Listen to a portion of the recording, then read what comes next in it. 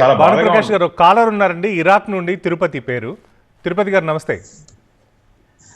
నమస్తే అండి అన్న మాట్లాడండి. భానుప్రకాష్ అన్న గారు. నమస్కారం నమస్కారం అన్న భానుప్రకాష్ అన్న గారు. నమస్తే నమస్తే అయితే తిరుపతి గారు. ఏదైతే మనకు మేము అరబీ దేశాలలో బతుకుతున్నాం కాబట్టి ఇక్కడ అరబీ దేశాలలో మన దేవుళ్ళకు భద్రత అనేది ఉన్నది.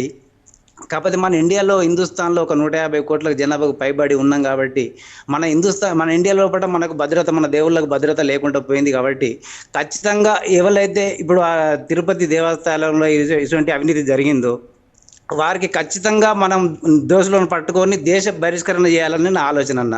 ఎందుకంటే ఇంకొకరు చేయాలంటే భయపడాలి, లేదంటే జనంలో ఉరి తీయాలి, లేదంటే దేశ బహిష్కరణ చేయాలి వాళ్ళకు. అంతే తప్ప వేరే శిక్ష వేసి అలకటలకటి శిక్షలు వేసి వాళ్ళని ఏదో తప్పితే, ఎందుకంటే రక్తం మడిగిపోతుంది అన్న. 150 కోట్ల జనాభా ఒక మన తిరుపతి దేవాలయం అంటే ఒక పుణ్యస్థానం అట్లా ఉండడం, ఇలా జరగడం చాలా మేము తట్టుకోలేకపోతున్నాం అన్న. బయట కంట్రీలో అరబీ దేశాలలో మాకు సెక్యూరిటీ ఉన్నది అన్న, మన దేవుళ్ళకు సెక్యూరిటీ ఉన్నది. కాకపోతే ఇండియాలో పుట్టినందుకు మేము చెప్పుకోవాలంటే సిగ్గా అనిపిస్తుంది అన్న. ఇలా ఇటువంటి నాయకులు ఉన్నారు మన దేశంలో, వాళ్ళని ఖచ్చితంగా దేశ బహిష్కరణ చేయాలని నా ఆలోచన అన్న. థ్యాంక్ యూ అన్న. దీని వివరణ ఖచ్చితంగా తిరుపతి గారు మీ ఆవేదన అర్థం చేసుకున్నాం.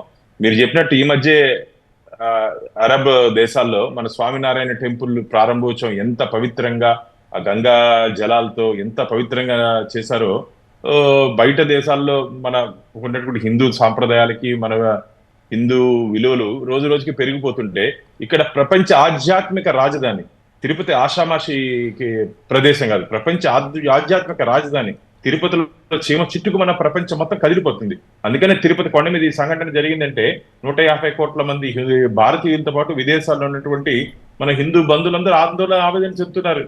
మీ మార్గనే వాళ్ళకి ఖచ్చితంగా శిక్ష పడాలి, శిక్ష వేయించండి అంటున్నారు. అంటే అది మన పరిధిలో ఉండదు, ఖచ్చితంగా న్యాయస్థానంలో పరిధిలో ఉంటుంది కాబట్టి ఖచ్చితంగా కఠినమైన శిక్ష. భవిష్యత్తులో ఎవరైనా సరే ఇలా కల్తీ చేసి స్వామివారి పట్ల అపచారం చేయాలంటే భయపడే విధంగా శిక్షలు ఖచ్చితంగా ఉంటుందని చెప్పి నేను తిరుపతి గారికి హామీ ఇస్తున్నాను.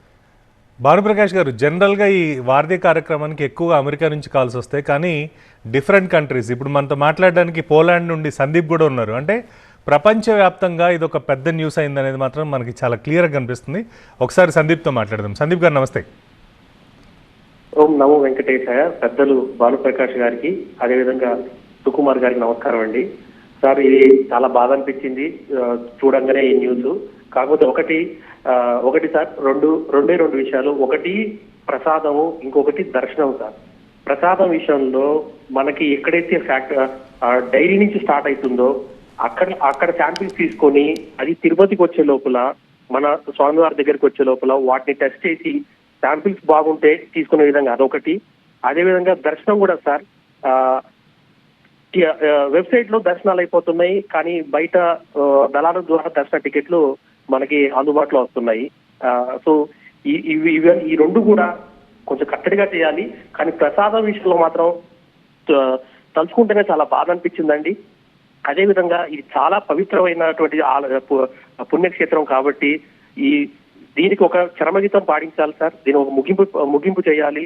అది చాలా ఎందుకు చేశారు, ఏం చేశారు అనేది మొత్తం ఎటువంటి వాటికి కూడా మనం తావివ్వకుండా నిష్పక్షపాతంగా కూడా ఇన్వెస్టిగేషన్ చేయాలని చెప్పి మీ ద్వారా నేను కోరుకుంటున్నాను సార్. సందీప్ గారు, మీరు చెప్పినట్టు ఇప్పటికే ప్రణాళికలు మొదలైపోయి ఎన్డీడీబీ నేషనల్ డైరీ డెవలప్మెంట్ బోర్డుతో సంప్రదింపులు జరిపిన తర్వాత టీటీడీ వాళ్ళు యాక్సెప్ట్ చేశారు. తిరుమలలోనే వాళ్ళు ల్యాబ్ పెడుతున్నారు. దానికి సంబంధించినట్టు ఇది వేరే మాటల్లో చెప్పట్లేదండి.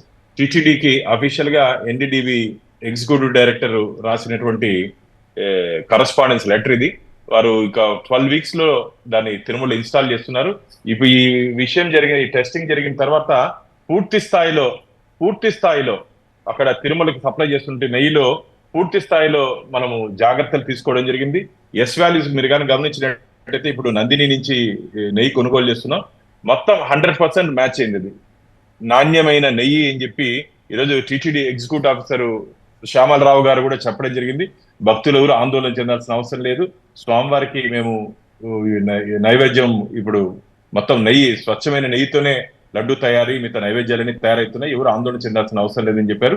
కానీ ఇంకో సంతోషమైన విషయం ఏంటంటే ఇంత సంఘటన జరిగినా సరే స్వామివారికి వచ్చినటువంటి భక్తులు కానీ లడ్డు ప్రసాదం తీసుకునే భక్తులు కానీ ఎక్కడ తగ్గలేదండి. ఈ 4 రోజులు డేటా కానీ చూస్తే రోజుకి 3 లక్షల లడ్లు దాదాపు మనము స్వామివారి ప్రసాదం భక్తులు తీసుకుని వెళ్తారు. రోజు 3,16,000, 3,25,000, 3,50,000 అంటే సంఖ్య పెరుగుతోందే కానీ ఎక్కడ తగ్గలేదు. ఒకవేళ ఎవరున్నా దుర్మార్గంగా ఇలాంటి పని చేసి స్వామివారి పవిత్రతను దెబ్బతీయాలని చెప్పి ఆలోచన ఉంటే కూడా హిందూ బంధువులు కానీ, గోవింద భక్తులు కానీ, వెంకటేశ్వర భక్తులు కానీ ఎక్కడ స్వామివారికి ఉన్నటువంటి ప్రేమ దీంతో వాళ్ళు వచ్చి స్వామివారి దర్శనం చేసుకొని ప్రసాదం తీసుకొని వెళ్తున్నారు. కాబట్టి జరిగినటువంటి సంఘటనల్ని ఖచ్చితంగా మీరు చెప్పినట్టు దీని మీద ఇప్పటికే టీటీడీ చర్యలు చేపట్టింది. ల్యాబ్ కూడా పెడుతున్నాము 12 weeks లో. ఆల్మోస్ట్ ఇప్పుడు 1 week అయిపోయింది. ఇంకా ఒక 10 weeks లో దాన్ని ఇన్స్టాల్ చేస్తాము. ఇప్పటికే తీసుకోవాల్సిన జాగ్రత్తలన్నీ తీసుకున్నాం. స్వచ్ఛమైన ఆవు నెయ్యితో ఇప్పుడు స్వామివారికి నైవేద్యంలో వాడుతున్నాం, ప్రసాదాలకు అదే వాడుతున్నాం.